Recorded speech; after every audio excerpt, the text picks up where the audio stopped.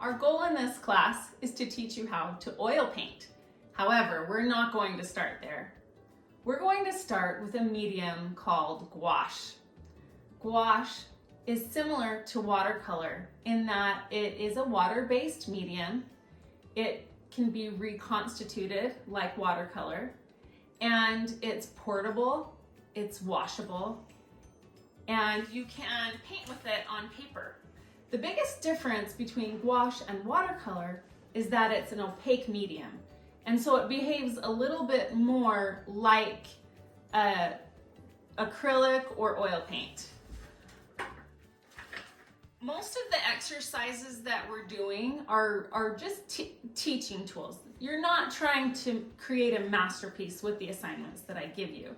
And so it's really handy to just have everything in a sketchbook. There are a couple different options that you can use for sketchbooks. One is just plain white multimedia or watercolor paper. I've been using toned paper and I've really liked it. So this is an example of a painting that I've done in my sketchbook with gouache. Here's another gouache painting. So if you have all of your exercises in one sketchbook, it'll be easier to store them. I'll give another video about oil painting supplies, but let's just talk about how to set up for gouache. Let's say you have your sketchbook and your paint. This is the set that I recommended that I gave you a link to. It is Winsor Newton and it has 10 colors. It has a warm and a cool. We'll call this orange a warm red. And then you have green and you have a couple of earth tones. You have a kind of a dark brown, an umber color, and raw sienna, which is kind of a reddish brown color. Your paints can just be cheap paintbrushes. I would not spend a lot of money on paintbrushes. You can just find a variety of round and flat.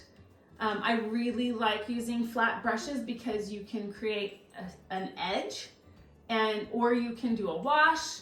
There's a lot of versatility, but if you just get a variety of sizes and shapes in a cheap set, it usually does okay. Some of my brushes for my oil paintings cost $40 for one brush, but you certainly don't need to spend that. You'll need something to mix your paint on. When I'm doing gouache or just kind of quick paintings, I just like to use a paper plate, then I can throw it away. Because you're working small, you can use a very little amount of paint. When I'm oil painting, I usually get on people for not using enough paint, but with gouache, just use a little bit at a time and then you can squeeze more out as you need it. And like I said, if you keep your palette, you can just re-wet it with a squirt bottle or with your brush and reuse some of that.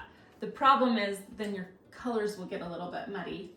You'll need water and a little place to store your supplies. So that's what I recommend starting off. I will do another video that shows everything that you'll need for oil painting if you're ready to do oil paints. But even if you are a professional artist and work in oil paints and have a whole studio, gouache is a great medium to practice with.